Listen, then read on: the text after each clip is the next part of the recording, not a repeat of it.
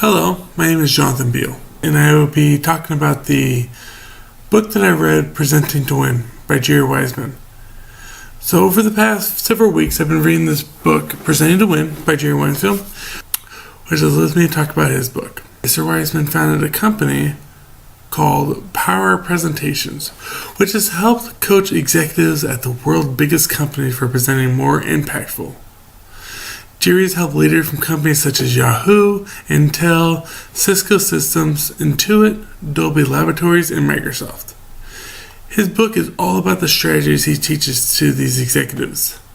The book, Presenting to Win, shows how to connect with even the toughest, most high-level audience and have them be moved and buy into what you have presented. One of the main lessons that Jerry taught me in this book is WIFI. What's in it for you? What's in it for you is important as it is a fundamental tool that helps a presenter persuade an audience to get the audience to buy into what the presenter is persuading. WIFI get the speaker to break down their ideas into simpler form to get the listener to understand why they should care about what the speaker is trying to persuade. According to Jerry Wiseman, there are some key triggers that are important to help him break down what is presented. According to Jerry Wiseman, there are some key triggers that are important to help breaking down what is being presented. Those key triggers are, that is important to you because, what does this mean to you? Why am I telling you this? Who cares? So what? And of course, and. These key triggers are used to help break down the WIFI to an audience of a presentation. It is important to break down the ideas in a presentation because a listener can get lost in what you're trying to make a connection of and what it means to them. And if they get lost in the presentation, they can miss the main idea and make the presenter unsuccessful. In 2 Samuel 3:35, then all the people came to persuade David to eat the bread while it was still day. But David vowed, saying, "May God do so to me, and more also, if I taste bread or anything else before the sun goes down." This is a good example of what's in it for you, as the people wanted David to eat the bread, but God already persuaded David not to eat it, as God's word is more powerful as the people who was trying to get David to break God's word. In my current job and career, I use WIFI mostly to my employees, but often to my customers as well. What's in it for you is a good tool in my career as a manager because I always have to use my knowledge of what my employees or customers want to make them happy and be happy, and continue to come back to my store. My employees need to buy into what I need them to do to help me reach the goals I'm trying to accomplish, to make my store more profitable and successful. My employees want more hours and have more flexible schedules that works better with their life and have a better work-life balance. Since I know what they want, I will sometimes persuade my employees to do something that will benefit the store, and I reward them with time off requests or inform them that if we increase the sales in the store, it would give the store more hours. Now for my customers, I spend more time learning what they want and talk to many of them to change multiple things in my store to increase returnability of my customers. I go over surveys that my customers submit and contact the customers that are unhappy to get a better idea and clarification on the things that I can improve on in my store. Things like that will give them a better shopping experience.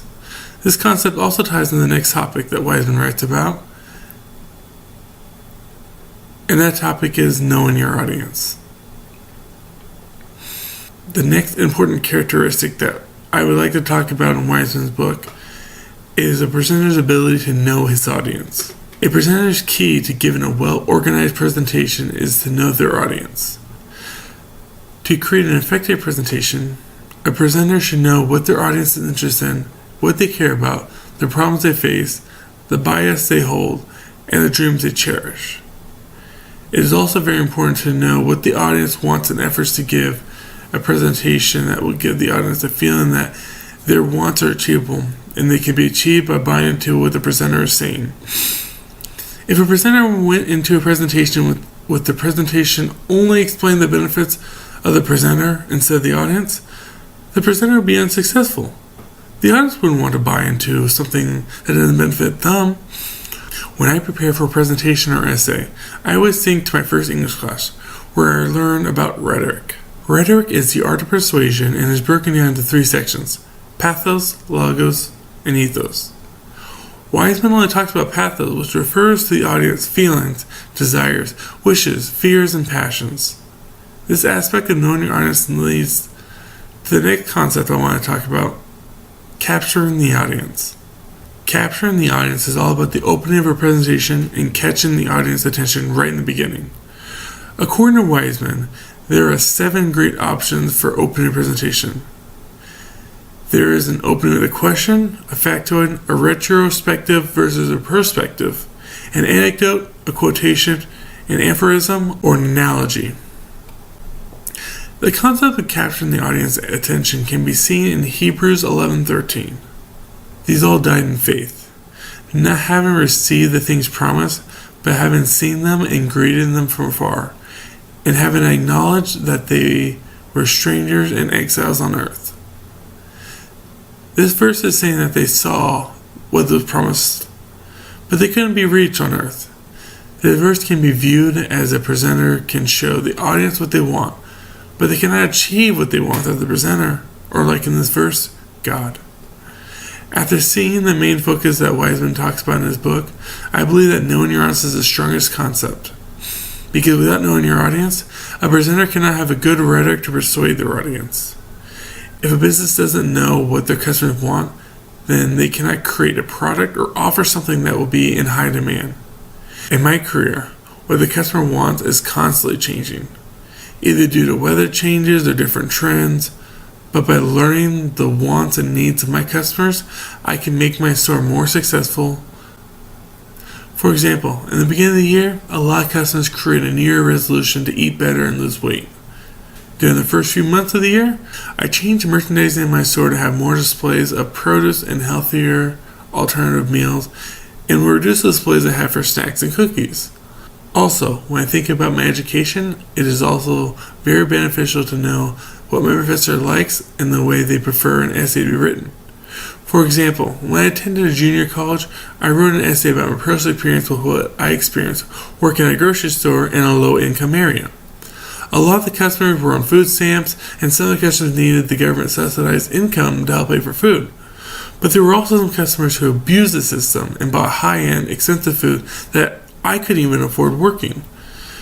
The professor who graded my paper was once in a bad position and had received food stamps to get by in the earlier years, which made her not agree with my paper, and I was a little bit biased on what I experienced.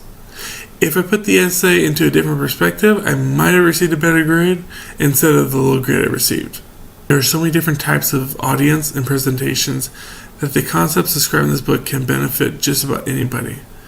It can benefit a salesperson as they can learn better ways to identify prospective customers that may be interested in the product.